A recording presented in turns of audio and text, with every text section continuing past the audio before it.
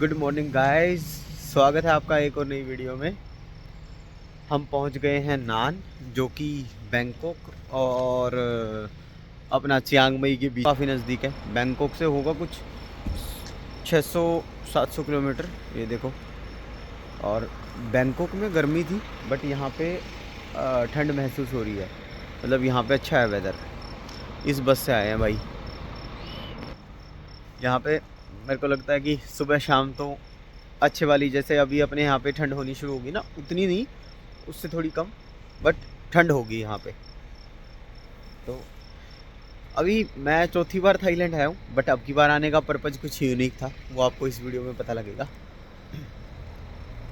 चलो फिर चलते हैं। पहले तो अपना गेस्ट हाउस जो भी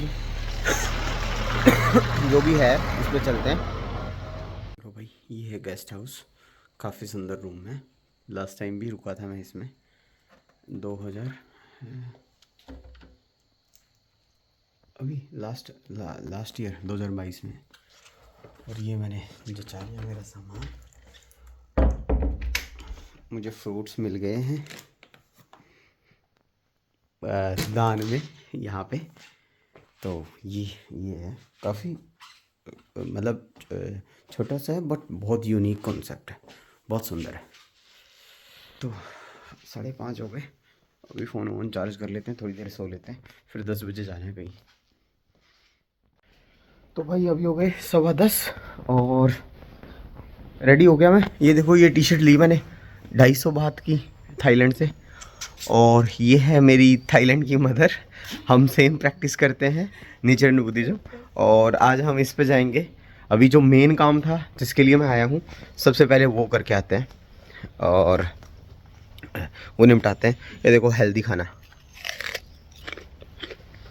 चलो फिर।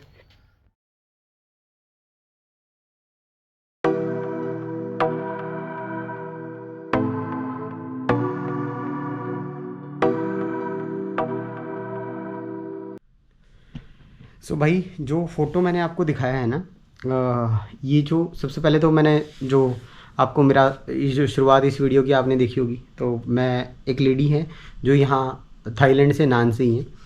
सो बेसिकली मैं उनको माँ बोलता हूँ, क्योंकि उनकी एज और मेरी मदर की एज सेम ही है।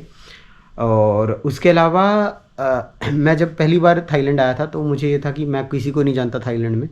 तो मैं जो नेचर बुद्धिज्म फॉलो करता हूँ, जो प्रेयर करता हूँ नम्य होरिंगे क्यों, वो भी सेम ही प्रेयर करती हैं। इस वजह से मतलब मैं इनको जानता हूँ थोड़ा बहुत। फिर उसके बाद जब मैं यहाँ नान आया घूमने, 1 बार आया, 2 बार आया, 3 बार आया, तो मुझे बहुत अच्छा लगा। और माँ बना बोलने के पीछे की कहानी ये है कि पहली बार जब मैं इनके घर पे राइस बना रहा था, क्योंकि बैंकॉक, चियांग मई, फुकेट आपको इंडियन रेस्टोरेंट मिल जाएंगे, बट जब ये गांव है, यहाँ पे आपको इंडियन खाना दूर दूर तक नहीं दिखेगा। तो यहाँ पे खाने की बहुत प्रॉब्लम होती है जब आप गांव में आते हैं। तो मैंने क्या किया, मैं इनके घर पे राइस बना रहा था। मैं राइस, चावल, मतलब राइस सब कुछ अपने साथ लेके आया था वहाँ से, थाईलैंड से कैरी, बैंकॉक से कैरी किया था मैंने। एक नेपाली होटल से ले लिए थे मैंने। तो मैं बना रहा था, तो ये साइड में दूर बैठी देख रही थी बस। और जैसे ही वो मेरा रेडी हो गया, मैं खाना लेके अपने होटल वापस आ गया। अगले दिन सुबह इन्होंने ज़्यादा कुछ देखा भी नहीं, और इन्होंने सेम खाना मेरे लिए वो वैसे का वैसा बना दिया। फिर मुझे बनाने की ज़रूरत नहीं पड़ी। तो मैंने सोचा ऐसा तो एक माँ ही कर सकती है। इतना ध्यान कोई जहाँ पे ना इनको अंग्रेजी आती है, हम कन्वर्टर से बात करते हैं, उसके बाद भी चीज़ों को ऑब्जर्व करके ऐसा सीखना, और इतनी हेल्पफुल होना। तो इस वजह से मैं इनको माँ बोलता हूँ। फिर अभी आज इनकी मैं हेल्प करने आया था। मेरा थाईलैंड आने का, अदरवाइज़ मैं हांगकॉन्ग जाता या किसी और कंट्री जाने की इच्छा थी मेरी। कम से कम थाईलैंड नहीं आता मैं। तीन बार थाईलैंड आ चुका हूँ, तो मैंने सोचा चलो कोई और कंट्री एक्सप्लोर करेंगे। बट ये जो लेडी हैं, इनकी उम्र है 92 ईयर, और अभी इनके परिवार में और कोई नहीं है, ये सिर्फ अकेली ही हैं। ये जो बाकी लोग हैं वो इनकी हेल्प कर देते हैं। यहाँ के लोग बहुत अच्छे हैं सही मायनों में। तो मुझे पता लगा था कि इनको ना खाने पीने के लिए बहुत स्ट्रगल होता है, ठीक है। और एक भाई डिस्क्लेमर है, मैं ये वीडियो किसी फेमसी के लिए नहीं बना रहा, ना मुझे कोई पॉपुलैरिटी चाहिए, ना आपसे सहानुभूति चाहिए। मेरे को मेरा कंटेंट मेरे दम पे चलाना है। मैं घूमूंगा, एक्सप्लोर करूंगा, आपको अच्छा लगे तो ही मेरी वीडियो शेयर करना, इसको बेशक ना करना, मुझे नहीं चाहिए शेयरिंग, ठीक है। मैं ये चीज़ इसलिए आपके साथ शेयर कर रहा हूँ क्योंकि मुझे लगा मुझे आपके साथ शेयर करना चाहिए, ठीक है। तो मुझे इनके बारे में जून में पता लगा था कि जून इनको खाने की बहुत प्रॉब्लम होती है, इनके पास पैसे नहीं होते क्योंकि घर में कोई कमाने वाला नहीं है। उनकी फ़ोटो देख के आप समझ सकते हैं। वीडियो बनाना मुझे बिल्कुल अच्छा नहीं लगा, ना मैंने आज तक कभी किसी की वीडियो बनाई, जितनों की भी मैंने हेल्प किए। तो मैंने इनको बोला कि आप इनको खाना देना शुरू कर दीजिए और जो भी खर्चा होगा आप एक बार बियर कर लें, उठा लें, मैं जब आऊँगा थाईलैंड तो मैं दे दूँगा। और ये 92 ईयर की हैं। अब लाइफ में जितने दिन भी ये जिएंगी, मतलब वो है, मैं तो कोई देने वाला नहीं हूँ, ऊपर वाले ने मुझे दिया है तो शायद मैं इनको सपोर्ट कर पा रहा हूँ। वो सिर्फ मेरे हाथ से दिला रहा है, देने वाला तो ऊपर वाला ही है भाई, सबको वही देता है। वो जब ना चाहे तो मेरे खुद के खाने के लाले हो जाएंगे, तो मैं तो कौन हूँ देने वाला। बट इस तरीके से मैं इनकी हेल्प कर पाया। तो आज मैंने उनको कुछ थाई बात दे दिए, और कुछ थाई बात देने के बाद मैंने बोला कि जब भी आपको ज़रूरत हो प्लीज़ बताना, मैं हमेशा आपको टाइम से आपको पैसे मिल जाया करेंगे। महीने का खर्चा इनका 4-5 हज़ार रुपये होगा शायद खाने पीने का, इंडियन करेंसी में बता रहा हूँ मैं आपको। तो वो सारा जब तक वो जिएंगी तब तक भाई मैंने उठाया है। और मैं ये वीडियो बनाने के पीछे मेरा मकसद ये है कि जैसे मैंने जब अपनी लाइफ शुरू की थी ना, 2011 में मैं हरियाणा से निकला था। 2013 तक, 2014 तक, इवन 2014 तक मेरी लाइफ में ऐसे बुरे दिन थे कि भाई मेरे को खाना भी बहुत कम टाइम नसीब होता था। ऐसा मुझे नहीं पता होता था कि अगली टाइम का खाना कहाँ आएगा।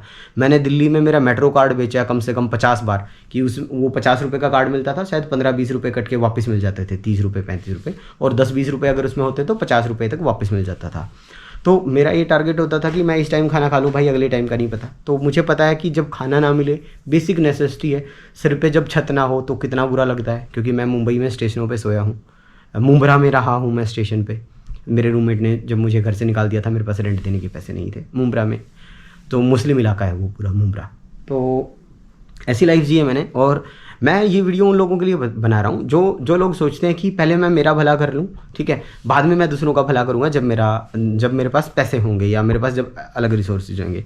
मैं आपको एक एग्जांपल देता हूँ। मान लीजिए आप एक महीने के 10,000 रुपये कमा रहे हैं, और 10,000 रुपये में से अगर आप कंजूसी करके 500 रुपये बचा लेते हैं। मैं 500 रुपये में मैं ये नहीं बोल रहा कि आप कुछ बड़ा कर देंगे, बट एक इंसान या एक बच्चा जो दिन भर भीख मांगता है, जो स्ट्रगल करता है पूरा दिन, शायद 1-1 रुपया करके, 2-2 रुपया करके, क्योंकि जब हम किसी को भीख देने के लिए जेब टटोलते हैं ना भाई, मेरी तो आदत मैंने वो ख़त्म कर ली। अदरवाइज़ मैंने लोगों को बड़ा देखा यार, हम सबसे छोटा नोट ढूंढते हैं भाई, और ये बहुत बुरी बात है।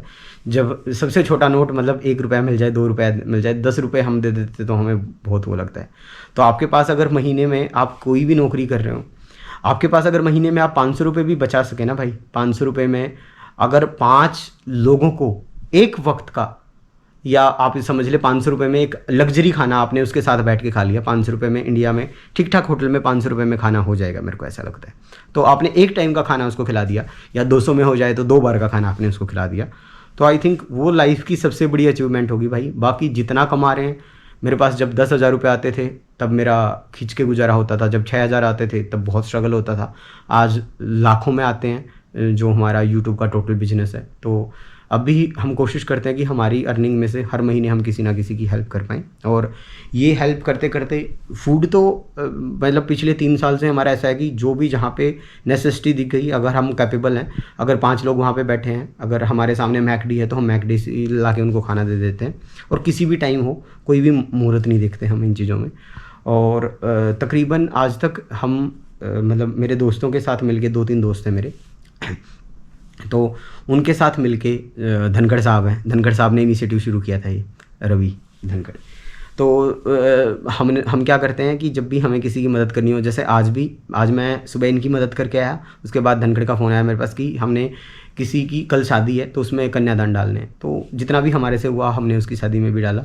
अब तक तकरीबन हम कम से कम भी लगभग 10-15 लड़कियों की शादी में पूरा जो सामान चाहिए होता है, basic necessity, bed, fridge, cooler, जो आज के टाइम पे सब लोग देते हैं और हर माँ बाप को अच्छा लगता है कि मैं अपनी बेटी को ये दे पाऊँ, तो हम वो देते हैं लड़कियों को जब भी पॉसिबल होता है, और आगे भी देंगे जितना हमारे से होगा। क्योंकि भगवान जितने वाया हमारे दे रहा है, हमारे खर्चे के मिलने के बाद, हमारे एम्प्लॉयज़ की सैलरी होने के बाद, जो कोजिज़ हमारे से, जो कर्मा हम क्रिएट कर पाए। और आप एक बात हमेशा याद रखना दो भाई, मेरे को बहुत अच्छे से याद है मैंने अपनी लाइफ कहाँ से शुरू की थी, जहाँ पे रोटी का भी नहीं पता था कहाँ है, और आज मेरे पास सारी मेरे को लगता है मेरी ज़रूरत से महंगी चीज़ें हैं। ये एप्पल मैक प्रो है, ये मैंने वो वैसे 2,80,000 70,000 का था शायद। मैंने इसको चेंज करके रैम बढ़ा के 16 की जगह 32 GB, मेमोरी बढ़ा के 1 TB की जगह 2 TB 3.5 लाख में लिया था। ये मैंने अभी लिया है भाई 1,16,500 का, थाईलैंड से 15 Pro Max है ये भाई। सैमसंग S23 अल्ट्रा है, ठीक है। तो आप ना आपकी सोच या आपकी मेहनत जहाँ पे ख़त्म होती है ना भाई, वहाँ से दुआ शुरू होती है। आप सोच लीजिए दुआ में कितनी ताकत होती है। तो हमेशा, ये वीडियो बहुत लंबी हो गई, बट हमेशा जब भी आपको मौका मिले ना, मेरा ये वीडियो बनाने का मकसद पूरा हो जाएगा भाई। अगर आप 5,000 भी कमाते हैं, 10,000 भी कमाते हैं ना, उसमें से एक बार आप किसी की मदद करके तो देखिए। और मैं शायद ये वीडियो कभी नहीं बनाता, क्योंकि हमने आज तक हम यार किसी को सपोर्ट करके उसको जिल्लत नहीं देना चाहते, जलील नहीं करना चाहते ना, हमने लाइफ में कभी करना है। वो इंसान खुशियों से रहे, हम उसको खुश देखना चाहते हैं, क्योंकि उसको खुश देख के हमें खुशी मिलती है, ये है। और जब आप एक बार कर लेंगे ना ये चीज़, आप विश्वास रखना, आप लाइफ में दोबारा ज़रूर करेंगे यार। स्वार्थ वाली जो ज़िंदगी होती है ना, उससे जब आप ऊपर उठेंगे भाई साहब, मैं बोलता हूँ, आप बोलेंगे जीवन ही वो है। तो भाई इसी उम्मीद के साथ कि शायद आप जहाँ पे भी हों, जैसा भी हों, शायद आप पैसे ना दे सकते हो किसी को, आप नॉलेज दे दें। आपको जो समझ, आपको जो काम आता हो, आप वो सिखा दें। हमने यूट्यूब सिखाई आज तक बहुत सारे लोगों को, एक भी पैसा नहीं लिया। और आज भी जब किसी का चैनल हैक हो जाता है या कोई मजबूरी में हमारे से हेल्प मांगता है, तो हम जहाँ तक होता है कि उसकी फ्री में हेल्प करते हैं। कोई बहुत ही बड़ी चीज़ होगी जिसमें हमारा बहुत टाइम कंज्यूम होगा और सामने वाला कैपेबल है, तो ही पैसे लेते हैं। और धीरे धीरे, पहले हमें भी बहुत थी भूख पैसे की, बट धीरे धीरे जब हमारी ज़रूरतें पूरी होती गई, बुद्धा बोलते हैं ना कि ऐसे आप तभी करना शुरू करते हैं जब पेट भर चुका होता है। और पेट भरने का मेरा मतलब ये है कि जब आपको लगा कि अब मेरे पास रोटियां आने लगी, अब मैं शायद कुछ वैल्यू क्रिएट कर सकता हूँ। और जब आप ऐसे कर्मा बनाने शुरू करते हैं ना, तो आप विश्वास कीजिए, जब आपके पास वो लौट के आएगा ना भाई, वो शानदार होगा। वो ऐसा कुछ होगा कि जैसे आप महीने में 2-2 हज़ार रुपये कटवा रहे हैं अपने अकाउंट में, और साल में जाके देख रहे हैं 24,000 रुपये आपके अकाउंट में जमा हुए। तो कर्मा जब आप बनाएंगे ना भाई, कर्मा जब अपना पॉजिटिव खेल दिखाएगा, आपकी लाइफ बदल देगा। एक बार करके देखना भाई, बहुत अच्छा लगेगा। मुझे बहुत अच्छा लगता है, और इसी वजह से मैंने ये वीडियो बनाई है, ताकि आप अपनी लाइफ में कुछ पॉजिटिव इम्पैक्ट दूसरे की लाइफ में डालें, ठीक है। तो भाई ये वीडियो यहीं तक, कोई गलती हुई तो माफ़ी, और मिलते हैं अपनी अगली वीडियो में।